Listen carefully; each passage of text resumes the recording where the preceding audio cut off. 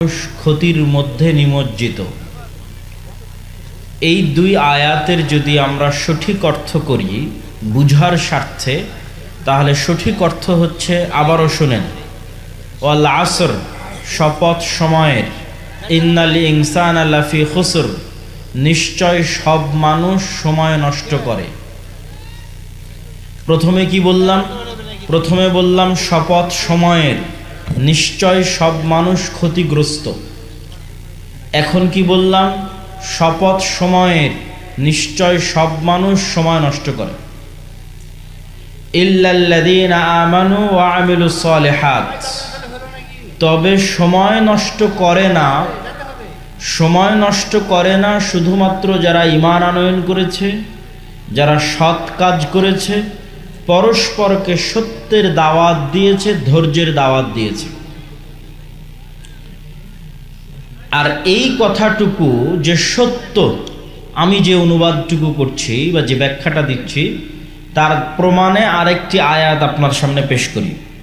আল্লাহ সুবহানাহু ওয়া তাআলা পবিত্র কোরআন মাজিদে বলছেন, কাআন্নাহুম ইয়াওমা ইয়ারাউনাহা লাম ইয়ালবাসু ইল্লা আশিয়াতান আও দুহাহা। কঠিন কিয়ামতের মাঠে মানুষেরা দেখবে, আপনি দেখবেন, আমি দেখব, সবাই দেখবেন। কি দেখবেন?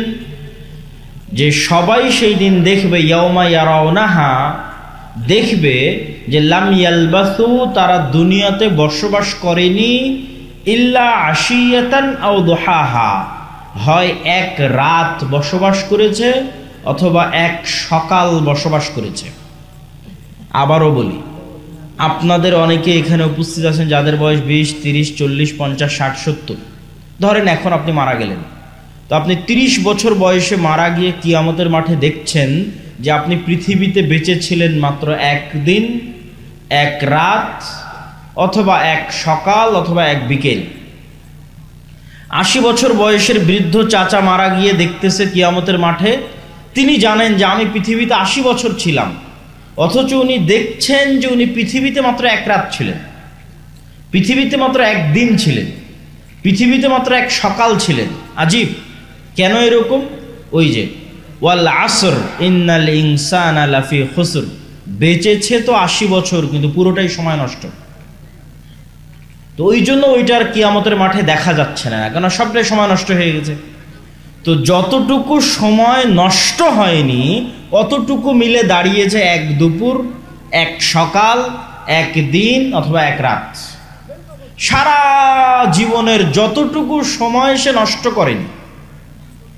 আল্লাহ কোরআনে বলছে, আমি শুধু অনুবাদ করছি, আল্লাহ সুবহানাহু ওয়া তাআলা কোরআনে বলছেন শপথ সময়ের, নিশ্চয় সব মানুষ সময় নষ্ট করে। আবার আরেক আয়াতে বলছেন, অবশ্যই অচিরেই কিয়ামতের মাঠে মানুষ দেখবে তারা পৃথিবীতে বেঁচে ছিল মাত্র একদিন, এক রাত, এক সকাল, এক দুপুর। মানে ওই এক রাত, ওই এক দুপুর, ওই এক সকাল, তার পুরো 80 বছরের জীবন মিলিয়ে যতটুকু সময় কাজে লাগিয়েছিল, সময় নষ্ট করেনি, অতটুকু এক রাত, একদিন, এক সকাল। এবার আপনার মনে প্রশ্ন আসবে, তাহলে শুধু যারা ঈমান আনয়ন করছে, সৎ আমল করছে, পরস্পরকে সত্যের দাওয়াত দিচ্ছে, ধৈর্যের দাওয়াত দিচ্ছে, এরাই কাজ করতেছে, তাহলে কি আমরা বাড়িঘর, স্ত্রী পুত্র, আত্মীয় স্বজন, ব্যবসা বাণিজ্য, কৃষি সব কাজ বাদ দিয়ে শুধু আল্লাহর ইবাদত করব? না হলে তো পুরো সময় নষ্ট হিসেবে ধরা হচ্ছে। এর উত্তর হচ্ছে, আমালে সালেহ, সৎ আমল এক ব্যাপক অর্থবোধক শব্দ। সৎ আমল এরকম কোনো শব্দ নয় যে আপনি শুধু সালাত আদায় করলেই সৎ আমল হবে। সৎ আমল এরকম কোনো শব্দ নয় যে শুধু কোরআন তেলাওয়াত করলেই সৎ আমল হবে। যেমন আরেকটা উদাহরণ দিয়ে বুঝাই, রিজিক। আমরা মনে করি রিজিক মানে শুধু খাওয়া। এখন আমাকে এক কাপ চা দিল তো হয়তো এটা রিজিক। জি না, আমার যেই মেয়ের সাথে বিবাহ হয়েছে সেই স্ত্রী আমার জন্য রিজিক। আমাকে আল্লাহ যে কয়টা সন্তান দিয়েছে, আপনাকে দিয়েছে, সন্তান আপনার জন্য রিজিক। আপনি আজকে সমাজে যে সম্মান ও মর্যাদা অর্জন করেছেন, ওটা আপনার জন্য রিজিক। আপনি যে জ্ঞান অর্জন করেছেন এটা আপনার জন্য রিজিক, আপনি যে পদবি অর্জন করেছেন সেটাও আপনার জন্য রিজিক, রাষ্ট্রের যা দায় দায়িত্ব পেয়েছেন সেটাও রিজিক। তো রিজিক যেমন ব্যাপক অর্থবোধক, সৎ আমল তেমন ব্যাপক অর্থবোধক। রাসূলুল্লাহ সাল্লাল্লাহু আলাইহি ওয়াসাল্লাম বলেন, ইন্নাদ দুনিয়া কুল্লুহা মালউনা, পৃথিবী আর পৃথিবীর মধ্যে যা কিছু আছে সব কিছু অভিশপ্ত। অনেক বড় কথা, অনেক ভয়ঙ্কর কথা, যে পৃথিবী আর পৃথিবীর মধ্যে যা আছে সবই অভিশপ্ত, তবে যতটুকু আল্লাহর জন্য করা হয়। তো এই যে যতটুকু আল্লাহর জন্য করা হয় এটাও ব্যাপক অর্থবোধক, সৎ আমল এটাও ব্যাপক অর্থবোধক। সেই ব্যাপক অর্থটা কি? সেই ব্যাপক অর্থ হচ্ছে, মানুষ যদি নিয়ত ঠিক রাখে, অন্তরের বিশুদ্ধতা ঠিক রাখে, তাহলে তার ব্যবসাও সৎ আমল, তার কৃষিকাজও সৎ আমল, তার সন্তান সন্ততিকে লালন পালন করাও সৎ আমল, তার জেনারেল জ্ঞান অর্জন করা, স্কুল কলেজে পড়াও সৎ আমল। বলেন আল্লাহু আকবার। শুধু নিয়ত ঠিক রাখতে হবে এবং আল্লাহর সন্তুষ্টির জন্য হতে হবে। যেমন ধরেন, এখানে যদি কোনো ব্যবসায়ী উপস্থিত থেকে থাকেন, রাসূলুল্লাহ সাল্লাল্লাহু আলাইহি ওয়াসাল্লাম বলছেন, আত-তাজির আস-সাদুক আল-আমিন ইয়াকুনু ইয়াউমাল কিয়ামাহ মা'আন নাবিয়্যিন ওয়াশ শুহাদা। সত্যবাদী, আমানতদার ব্যবসায়ী, আবার শুনেন, সত্যবাদী, আমানতদার ব্যবসায়ী কিয়ামতের মাঠে নবীদের সাথে থাকবে, শহীদদের সাথে থাকবে। তাহলে ব্যবসাও তো সৎ আমল হয়ে গেল। শুধু কি যুক্ত করা হলো? সত্যবাদী ব্যবসায়ী, আমানতদার ব্যবসায়ী। মানে যে ব্যবসা করতে গিয়ে চিন্তা করবে যে আমি আল্লাহর বিধান, আল্লাহর আদেশ মেনে ব্যবসা করব। যে বিবাহ করতে গিয়ে, সন্তান সন্ততি লালন পালন করতে গিয়ে চিন্তা করবে আমি আল্লাহর কথা অনুযায়ী করব। যে কৃষি কাজ করতে গিয়ে চিন্তা করবে আমি আল্লাহর কথা অনুযায়ী করব। তো জীবনের প্রত্যেক যে কাজ সে আল্লাহর সন্তুষ্টি অনুযায়ী, আল্লাহর দেখানো পথ অনুযায়ী করবে, সেটি সৎ আমল, আর সেটি কাজে লাগবে। ওটা সময় নষ্ট হয়নি, ওটা কাজে লাগবে। সম্মানিত উপস্থিতি, সময় কেমন গুরুত্বপূর্ণ, সময় কত গুরুত্বপূর্ণ এটা আপনাকে বোঝানোর জন্য একটি উদাহরণই যথেষ্ট। সেটি হচ্ছে, আমি এবং আপনি কোনো জায়গায় বসবাস করি না। আপনার এবং আমার বাড়ি চারঘাটেও নয়, রাজশাহীতেও নয়, নওদাপাড়াতেও নয়, ডাঙ্গিপাড়াতেও নয়, বাংলাদেশেও নয়। এবং এটি বিজ্ঞানের দৃষ্টিতে বাস্তব, যেটা এখন আমি বলতেছি। আমার এবং আপনার বাড়ি হচ্ছে যেই সালে জন্মগ্রহণ করেছি আর যেই সালে মৃত্যুবরণ করব, এই সময়টুকুর মধ্যে আমরা বসবাস করি। তার কারণ, এই চারঘাটের মাটিতে আজ থেকে 500 বছর আগেও মানুষ ছিল না? ছিল না? ছিল। তো ওরা যদি চারঘাটেই বসবাস করবে তো আজ নাই কেন? তার মানে ওরা আসলে চারঘাটে বসবাস করেনি, সময়ে বসবাস করেছে। একটা নির্দিষ্ট সময়ে আল্লাহ তাদেরকে পাঠিয়েছিলেন, ওই সময় চলে গেছে, তারাও চলে গেছে। তো আমরাও এক নির্দিষ্ট সময় নিয়ে পৃথিবীতে এসেছি, এই নির্দিষ্ট সময় চলে যাবে, আমরাও চলে যাব। আর আল্লাহ সময়ের শপথ এমনি করেননি। ওয়াল আসর, শপথ সময়ের শপথ এমনি করেননি। সময় জিনিসটা অতি গুরুত্বপূর্ণ, এই জন্য সময়ের শপথ করা আছে। এবং সময় আল্লাহর আশ্চর্যজনক সৃষ্টিগুলোর একটা সৃষ্টি। সময় কত আশ্চর্যজনক সৃষ্টি! সময়ের আশ্চর্যজনকতা যদি আপনি বুঝতে চান, তাহলে এতটুকু বুঝতে হবে যে সময় আপেক্ষিক। সব বিজ্ঞানের ছাত্ররা জানে যে সময় আপেক্ষিক। আর আপনাকে উদাহরণ দিলে আপনিও বুঝবেন যে হ্যাঁ, সত্যিই সময় আপেক্ষিক। আমি পায়ে হাঁটতেছি, আমার জন্য সময় একরকম। যে ট্রেনে যাচ্ছে তার জন্য সময় একরকম, যে বিমানে যাচ্ছে তার জন্য সময় একরকম। কিন্তু দুঃখজনক হচ্ছে, আমি পায়ে হেঁটেও, বিমানে চলেও, ট্রেনে চলেও আলোর গতিতে চলতে পারছি না। এই জন্য সময়ের বাধ্যবাধকতার মধ্যেই বসবাস করতেছি। আমি কিন্তু সময়ের বাধ্যবাধকতা পার হয়ে যেতে পারবো, এই জন্য সময় আপেক্ষিক। যদি আমি সময় আলোর গতিতে চলতে পারতাম অথবা আলোর চেয়ে বেশি গতি ধারণ করতে পারতাম, তাহলে আমি সময়কে বিজয় করে নিতাম। এবং বিজ্ঞানীরা প্রমাণ করেছে যে আপনার এই পৃথিবীতে সময়ের দ্রুততার গতি কি 24 ঘন্টা। 24 ঘন্টায় একদিন এক রাত, এটা হচ্ছে পৃথিবীতে সময়ের দ্রুততার গতি। এই গতি যদি আর অন্য কোনো গ্রহে এর চেয়ে কম অথবা বেশি হয়, তাহলে এখান থেকে একটা মানুষকে উঠিয়ে যদি আমরা ওই গ্রহে পাঠিয়ে দিই, ধরেন কোনো একটা সিস্টেমে পাঠিয়ে দিলাম, ওই মানুষ ওই গ্রহে আর 50 বছর থেকে যদি পৃথিবীতে আগমন করে, তাহলে ওর আর যে সমবয়সী বন্ধু ছিল তাদের চেহারা আর ওর চেহারা মিলবে না। দেখা যাবে ওর সমবয়সী বন্ধু বৃদ্ধ হয়ে গেছে, আর দেখা যাবে ও তখনও যুবক আছে। কেননা ওর জন্য সময় ভিন্নভাবে অতিক্রম হয়েছে, কেননা ও এমন জায়গায় ছিল যেখানে সময়ের গতি ছিল ভিন্ন। এগুলো আমি বলছি না, বিজ্ঞানীরা বলছে। এবং আপনি আরও আশ্চর্য হবেন যে আমরা যদি আজ এখান থেকে অনেক দূরের গ্রহে ভ্রমণ করি, কয়েক লক্ষ, কয়েক হাজার, কয়েক ট্রিলিয়ন, মিলিয়ন কিলোমিটার দূরের, তাহলে অনেক দূরের গ্রহের আলো আমাদের কাছে আসতে যেমন সময় লাগে, এই গ্রহের আলো ওই গ্রহে যেতে সময় লাগবে। তো আপনি ওই রকম দূরত্বের গ্রহে বসে যদি দূরবীন লাগিয়ে মক্কায় দেখেন, তো দেখবেন যে বদরের যুদ্ধ হচ্ছে, দেখবেন যে আল্লাহর নবী হেঁটে বেড়াচ্ছে। মানে আল্লাহর নবী যে সময় এই পৃথিবীতে ছিল, ওই সময় যে আলোটা ছিল, ওই আলোটা এখনো অত দূরের গ্রহে পৌঁছেইনি, আলোর গতিতে পৌঁছতে পৌঁছতে পৌঁছেইনি। ফলত ওই আলোর মধ্যেই ছবি ধারণ হয়।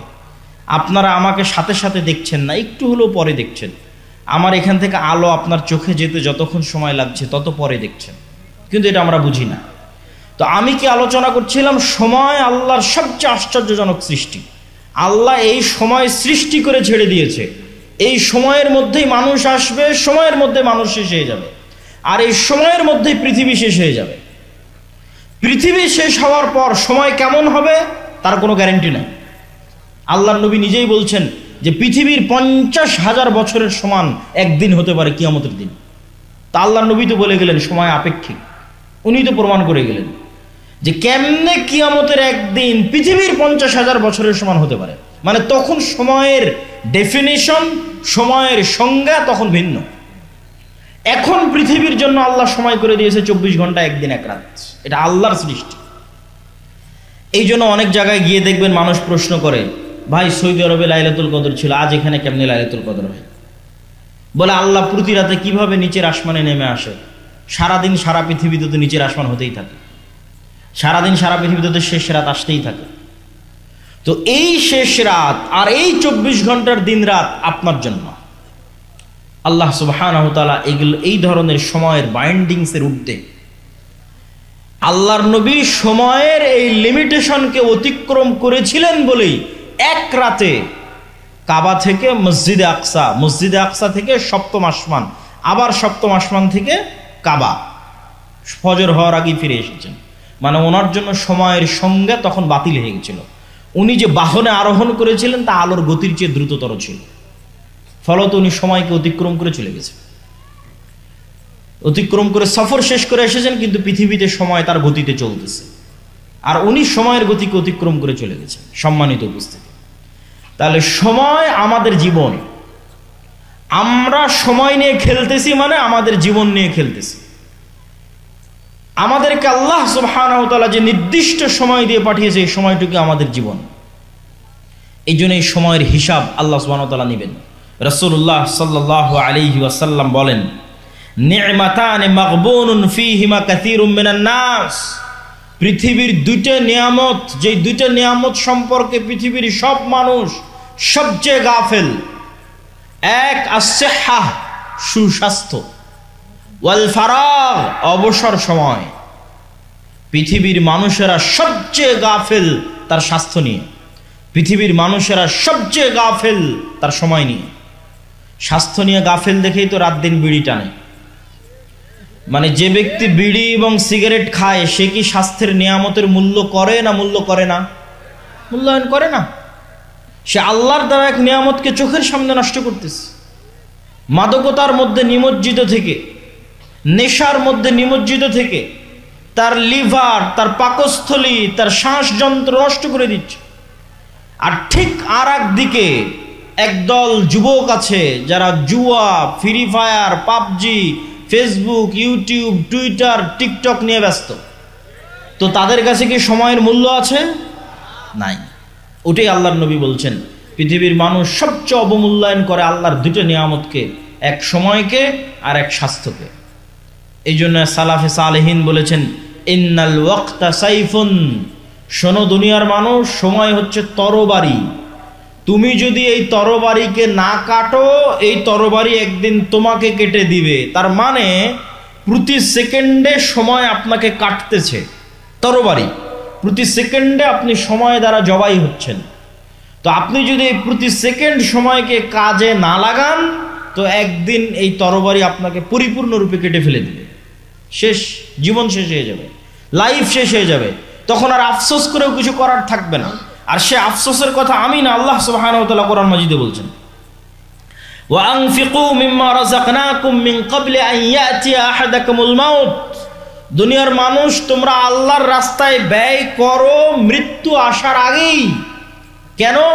যেই দিন মৃত্যু আসবে সেই দিন বলবে, রব্বি লাউলা আখারতানি ইলা আজালিন করিব, আল্লাহ আর একটু যদি সময় বাড়িয়ে দিতেন, আর 1 মিনিট, 1 সেকেন্ড, 10 মিনিট যদি সময় বাড়িয়ে দিতেন, ফাসাদদাকা ওয়া আকুম মিনাস সালিহিন, তাহলে কিছু ভালো আমল করে সৎ কর্মশীল বান্দাদের অন্তর্ভুক্ত হয়ে যেতাম। তখন আল্লাহ উত্তরে বলছেন, ওয়ালা ইউআখিরাল্লাহু নাফসান ইযা জাআ আজালুহা, আল্লাহ তো সময় সেট করে ছেড়ে দিয়েছেন। আমি আগেই প্রমাণ করে নিয়েছি যে সময় আল্লাহর সৃষ্টি এবং ব্যতিক্রম ভয়ঙ্কর সৃষ্টি। এটা সৃষ্টি করে ছেড়ে দেওয়া হয়েছে। আর এই সময়ের মধ্যে মানুষ আসবে, মানুষ যাবে। মানুষ পৃথিবীতে বাস করে না, ওই সময়ে বাস করে। আর এই সময় মানুষের জীবনকে শেষ করে দিবে। তো আল্লাহ ওটাই বলছেন যে আমি তো সময় সৃষ্টি করে ছেড়ে দিয়েছি। যেই দিন তোমার সময় চলে আসবে যাওয়ার, সেই দিন তো আর 1 সেকেন্ডও দেরি হবে না। লা ইউআখিরাল্লাহ, আল্লাহ 1 সেকেন্ডও দেরি করবেন না যেই দিন তোমার যাওয়ার সময় চলে আসবে। সম্মানিত উপস্থিতি, তাহলে সময় আমাদের জীবনকে প্রতিদিন ধ্বংস করে দিচ্ছে, কাটতেছে, কিন্তু আমরা সৎ আমল করতেছি না। কিন্তু যেই দিন সময় ঘনিয়ে আসবে, সেই দিন আমরা আফসোস করলেও সৎ আমল করার সুযোগ থাকবে না।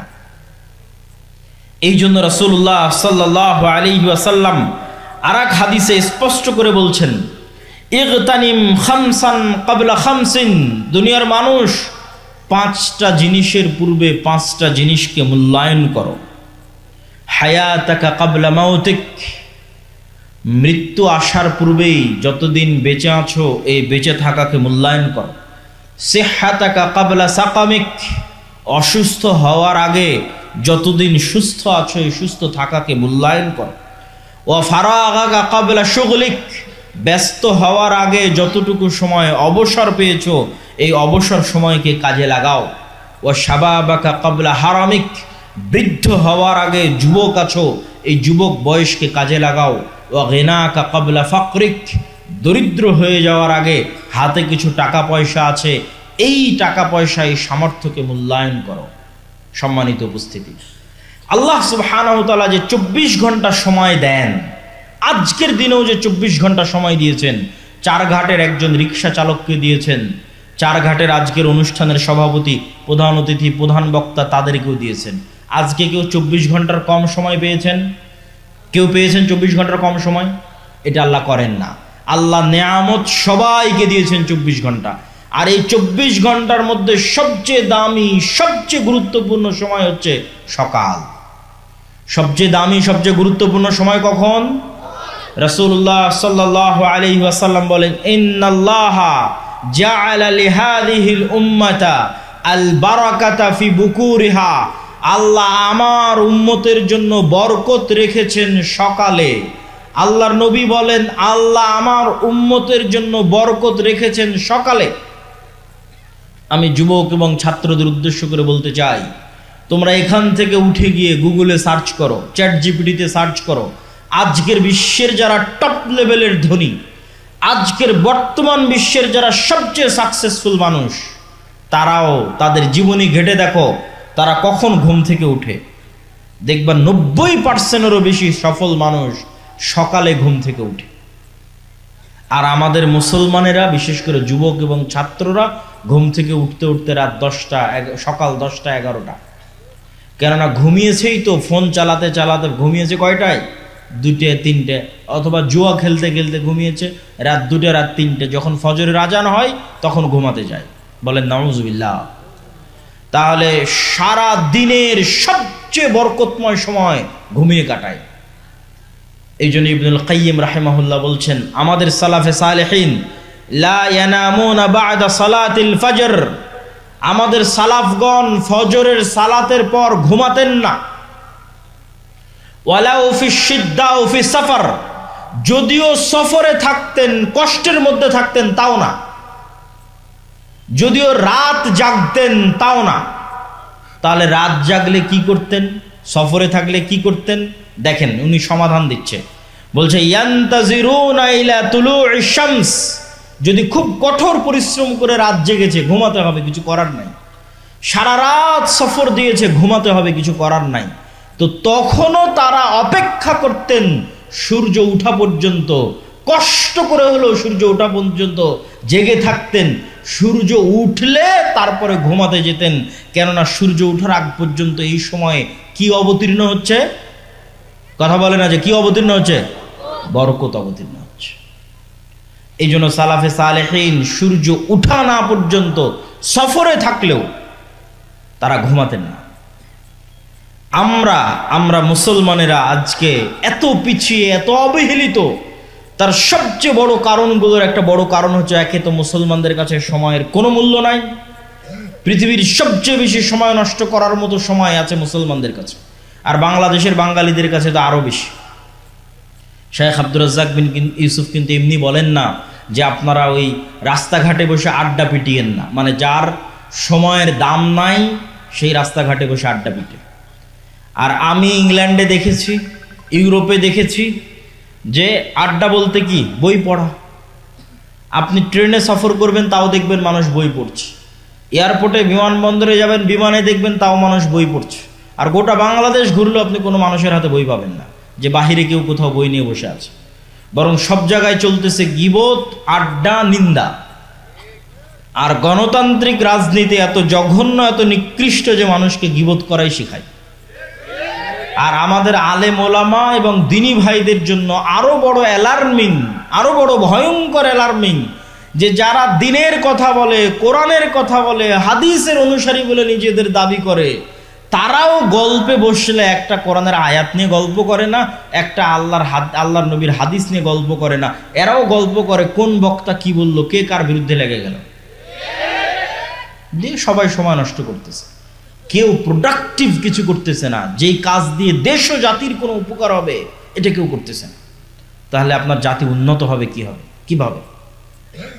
সম্মানিত উপস্থিতি, ফজর এবং সকাল যে অতি গুরুত্বপূর্ণ, অতি প্রয়োজনীয়, সে সম্পর্কে পবিত্র কোরআনের কিছু আয়াত আপনাদের সামনে তুলে ধরতে চাই।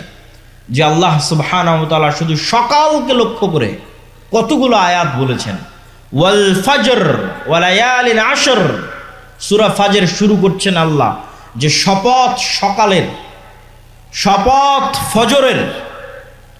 আল্লাহ সুবহানাহু ওয়া তাআলা আরেক জায়গায় বলেন ওয়াদ-দুহা, শপথ সকালের। আরেক আয়াতে আল্লাহ সুবহানাহু ওয়া তাআলা বলেন ওয়াস-সুবহি ইযা তানাফাস, শপথ সকালের, যখন সকাল প্রস্ফুটিত হয়। আরেক আয়াতে আল্লাহ সুবহানাহু ওয়া তাআলা বলেন ওয়ান-নাহারি ইযা তাজাল্লা, শপথ সকালের, শপথ দিনের শুরুর, যখন দিন প্রজ্বলিত হয়। আর অসংখ্য আয়াতে আল্লাহ সুবহানাহু ওয়া তাআলা সকালের শপথ করেছেন, ফজরের শপথ করেছেন, দিনের শুরুর শপথ করেছেন। আর এটা শুধু কোরআন এবং হাদিস দিয়ে জানার বিষয় নয়। আপনি যদি পৃথিবী পরিচালনায় আল্লাহর মূলনীতি দেখেন, পৃথিবী পরিচালনায় আল্লাহর মূলনীতি, যে আল্লাহ কেমনে পৃথিবী চালায়, আল্লাহর সিস্টেমটা কি, তাহলে আপনি দেখবেন ফুল কখন ফোটে, সকালে। আপনি এটা আল্লাহই সিস্টেম করে দিয়েছে যে ফুল ফুটবে সকালে। আপনি আল্লাহর পরিচয়, পৃথিবী পরিচালনার সিস্টেম যদি দেখেন, দেখবেন পাখি, মোরগ, মুরগি এরা সব সকালবেলা ডাকতেছে। তো এরকম প্রকৃতির দিকে যদি আপনি গভীর থেকে গভীর দৃষ্টি দেন, দেখবেন আল্লাহ প্রকৃতি সাজিয়েছে এভাবে যে সারা প্রকৃতি সকালে জেগে যায়। তো যেখানে সারা প্রকৃতি সকালে জাগতেছে, আপনি নিশ্চিত থাকেন আপনার শরীরের ব্লাড সার্কুলেশন, আপনার ব্রেনের কার্যক্ষমতা ওভাবেই জাগে। আপনি বিজ্ঞানীদের কাছে যান, ডাক্তারের কাছে যান, যে চন্দ্রের উত্থান পতনের সাথে মানুষের রক্তের উত্থান পতন হয় কিনা, সকাল সন্ধ্যা এবং রাতের সাথে মানুষের ব্রেন এবং রক্ত কাজ করে কিনা। ডাক্তারেরা আপনাকে সহমত জানাবে যে হ্যাঁ, মানুষেরও প্রাকৃতিকভাবে মানুষের শরীরের রক্ত, মানুষের ব্রেন সকালে বেশি প্রোডাক্টিভ থাকে। তো সারা পৃথিবী সকালে জাগিয়ে রেখেছে আল্লাহ, আপনার শরীরকেও জাগিয়ে রেখেছে সকালে, কিন্তু আপনি জোরপূর্বক সকালে ঘুমাচ্ছেন। আপনি যদি ব্যর্থ না হন, আপনি যদি অসফল কাম না হন, আপনি যদি আপনার জীবনে আনসাকসেসফুল না হন, গরিব না থাকেন, দরিদ্র না থাকেন, অনুন্নত না থাকেন, তাহলে পৃথিবীতে আর কেউ গরিব, দরিদ্র, অনুন্নত থাকবে না। আর যদি আপনি সকালকে একবার কাজে লাগানো শুরু করেন, একবার, যে কোনো ছাত্র, যে কোনো ব্যবসায়ী, যে কোনো কৃষক যে বলবে যে না আমি ফজরের সালাতে উঠব এবং ফজরের পরের এই সময়কে কাজে লাগাবো, তাকে ধনী হতেই হবে। এটি নিয়ম পৃথিবীর। আল্লাহ সুবহানাহু ওয়া তাআলা বলেন, ফাইদা কুদিয়াতিস সালাত ফান্তাশিরু ফিল আরদ ওয়াবতাগু মিন ফাজলিল্লাহ। যখন সালাত আদায় শেষ হয়ে যায়, ফজরের সালাত, ফরজ সালাত, যখন সালাত আদায় শেষ হয়ে যায়, তোমরা আল্লাহর জমিনে ছড়িয়ে পড়ো আর আল্লাহর দয়া অনুসন্ধান করো। আবারও শুনেন, তোমরা আল্লাহর জমিনে ছড়িয়ে পড়ো, আল্লাহর দয়া অনুসন্ধান করো। ওই যে একটা ধানের বীজ বপন করেছেন, ওখান থেকে গাছ উৎপন্ন হচ্ছে, এটা আল্লাহর দয়া। পৃথিবীর প্রত্যেক ইঞ্চি জায়গায় আল্লাহর দয়া ছড়িয়ে ছিটিয়ে আছে। পৃথিবীর এমন কোনো জায়গা যেখান থেকে 1 টাকা হালাল উপায়ে অর্জন করা যাবে, ওই 1 টাকা আল্লাহর দয়া, ওইটা আল্লাহ অনুসন্ধানে বেরিয়ে পড়তে বলেছেন। ফজরের সালাতের পর আল্লাহ সুবহানাহু ওয়া তাআলা ঘুমাতে বলেননি। অতএব হে যুবক ভাইয়েরা, হে চারঘাটের মানুষেরা, আপনাদের যে লাইফ স্টাইল, জীবনের যে ধরন, এটা আপনার স্বাস্থ্যকে ধ্বংস করছে, আপনার শরীরকে ধ্বংস করছে, আপনার সময়কে নষ্ট করছে, আপনাকে গরিব বানিয়ে দিচ্ছে। এই সময়কে আপনাকে কাজে লাগাতে হবে। এই পুরো 24 ঘন্টার সময়ের মধ্যে সকালের পরের দ্বিতীয় গুরুত্বপূর্ণ সময়, একটা গুরুত্বপূর্ণ সময় আপনাদের সামনে আলোচনা করলাম সকাল, আর একটা দ্বিতীয় গুরুত্বপূর্ণ সময় হচ্ছে রাতের শেষ ভাগ। আল্লাহ সুবহানাহু ওয়া তাআলা যদি পৃথিবীতে কাউকে বড় থেকে বড় সফলতা দান করতে চান, যে বড় থেকে বড় সফলতা আল্লাহ দান করবেন, তাহলে রাতের সালাত, রাতের শেষ অংশের সালাতের কোনো বিকল্প নাই, যাকে বলে তাহাজ্জুদের সালাত। একটা দলিল দিয়ে এই পয়েন্টের আলোচনা শেষ করব। আল্লাহ সুবহানাহু ওয়া তাআলা রাসূল সাল্লাল্লাহু আলাইহি সাল্লামকে বলছেন কোরআনে, ওমিনাল লাইলি ফাতাহাজ্জাদ বিহি নাফিলাতাল লাক আসা আইয়াবাআসাকা রাব্বুকা মাকামান মাহমুদা। হে মুহাম্মদ বলেন সাল্লাল্লাহু আলাইহি ওয়াসাল্লাম, আপনি অবশ্যই রাতের শেষ অংশে সালাত আদায় করুন। আপনি অবশ্যই রাতের শেষ অংশে অল্প হলেও সালাত আদায় করুন। আইয়াবাআসাকা রাব্বুকা মাকামান মাহমুদা। এই সালাতের মাধ্যমেই আপনার প্রতিপালক আপনাকে শ্রেষ্ঠতম মর্যাদা দান করবেন। তো আমাদের নবী মুহাম্মদ সাল্লাল্লাহু আলাইহি ওয়াসাল্লামকে আল্লাহ অনেক বড় সম্মান দিবেন। তো ওই সম্মান দেওয়ার জন্য, সম্মান পাওয়ার যোগ্য হওয়ার জন্য আমাদের নবীকে আল্লাহ বলছেন যে আপনি রাতের শেষ অংশে সালাত আদায় করুন। আগের যুগের মুসলমানদের পায়ের নিচে রোমান সাম্রাজ্য আর পারস্য সাম্রাজ্যের মতো বড় বড় সাম্রাজ্য এমনি ধুলাই ধূসরিত হয়ে যায়নি। তাদের কাছে ছিল কোরআনের শক্তি, তাদের কাছে ছিল রাতের শেষ অংশের সালাতের শক্তি, রাতের শেষ অংশের সালাতের চোখের পানির শক্তি এবং পাওয়ার তাদের কাছে ছিল, এবং ফজরের পরে না ঘুমানো বরকত তাদের কাছে ছিল, কোরআনের সাথে কানেকটিভিটি তাদের কাছে ছিল। আমাদের কাছে কি আছে? আমরা জীবন যাপন করছি, ঘুম থেকে উঠছি এবং ঘুম যাচ্ছি পশুর মতো। তারপরেও যে আল্লাহ সুবহানাহু ওয়া তাআলা আমাদেরকে বাঁচিয়ে রেখেছেন, এই অবস্থায় রেখেছেন, আল্লাহর শুকরিয়া। কিন্তু আমাদের ওই রকম কোনো যোগ্যতাই নাই। আমরা ঘুম থেকে উঠছি পশুর মতো, ঘুমাতে যাচ্ছি পশুর মতো। সম্মানিত উপস্থিতি, আমরা আলোচনা করছিলাম সময়ের গুরুত্ব সম্পর্কে। এবার এই সময়ের গুরুত্বের শেষ পয়েন্ট, তারপরে আমার বক্তব্যের দ্বিতীয় অংশে চলে যাব, ইসলামী রাষ্ট্র। সময়ের গুরুত্বের শেষ পয়েন্ট হচ্ছে সময়কে আপনি কাজে লাগাবেন কিভাবে। এর ওপর আজকের আধুনিক বিশ্বে অসংখ্য বই পুস্তক তৈরি হয়েছে, যার নাম দিয়েছে ইংরেজিতে টাইম ম্যানেজমেন্ট, সময়কে ম্যানেজ করা। তো অসংখ্য বুদ্ধি, উপায়, কৌশল সব দেওয়া আছে। কিন্তু আমি আপনাকে বলবো, ইসলাম নিজেই নিজেই একটা টাইম ম্যানেজমেন্ট। ইসলাম নিজেই একটা টাইম ম্যানেজমেন্ট, আর এটা হতে হবে। কেননা আল্লাহ তো সময়কে সৃষ্টি করে ছেড়ে দিয়েছে। এই সময়ই মানুষের জীবন, এই সময়েরই আল্লাহ হিসাব নিবে। এই সময়ের মধ্যে মানুষ হারিয়ে যাবে। মহাকালের গর্ভে হাজার হাজার লক্ষ লক্ষ কোটি কোটি মানুষ হারিয়ে গেছে, আবার মহাকালের গর্ভে আমরা হারিয়ে যাবো। এই মহাসময়, এই মহাসময়ই তো সব কিছু। তো এই জন্য সময়ের গুরুত্ব তো ইসলামে থাকবেই। তারপর আপনাদের বোঝানোর সুবিধার্থে বলি, ইসলামের কোন ইবাদতটা সময়ের সাথে সম্পৃক্ত নয়? আপনি নিজে বসে থেকে এখন চিন্তা করেন যে ইসলামের কোন ইবাদতটা টাইমের সাথে রিলেটেড নয়। যেমন 5 ওয়াক্ত সালাত, এটা কি সময়ের সাথে সম্পৃক্ত না সম্পৃক্ত না? না এমনি এক সময় উঠে একবারে 5 ওয়াক্ত সালাত আদায় করে নিলাম যে হয়ে গেল, এইটা কিন্তু হবে না। যে আমি ঠিক আছে এখন 10টা বাজে, এই 10টার সময় 5 ওয়াক্ত সালাত সমান যতগুলো রাকাত হয় তার সব একবারে পড়ে নিলাম, সারা দিনের নামাজ শেষ। এরকম কোন ফতোয়া আছে? তাহলে প্রত্যেক সালাতের নির্দিষ্ট সময় আছে না? প্রত্যেক সালাতের সময় আছে, মানে ওই সময়টা তো চলে যাচ্ছে, সেভ হয়ে যাচ্ছে। ওই সময়ের মধ্যে আপনি কি করলেন? ওই সময়টুকুর মধ্যে আপনার একটা সালাত থাকা লাগবে। আপনার জীবন থেকে একটা সময় রানিং, আল্লাহ মহাকাল সৃষ্টি করে দিয়েছে, দৌড়াচ্ছে, হাজার হাজার কোটি কোটি কিলোমিটার গতিতে দৌড়াচ্ছে, যেটা আমি দেখতে পাচ্ছি 24 ঘন্টা। এই দৌড়ানোর মধ্যে আমার একটা কাজ থাকতে হবে। সকালে ফজর, দুপুরে জোহর, বিকেলে আসর, মাগরিব, সন্ধ্যায়, রাতে এশা, এগুলো একটা করে ছুটে গেল, মানে ওই সময়টা গ্যাপ চলে গেল, মানে ওই সময়ে আর আমার নামে কোনো নামাজ নাই। গ্যাপ, সময় কিন্তু সেভ হয়ে গেছে, সময় কিন্তু পার হয়ে গেছে, কিন্তু আমার নামে কোনো সালাত নাই।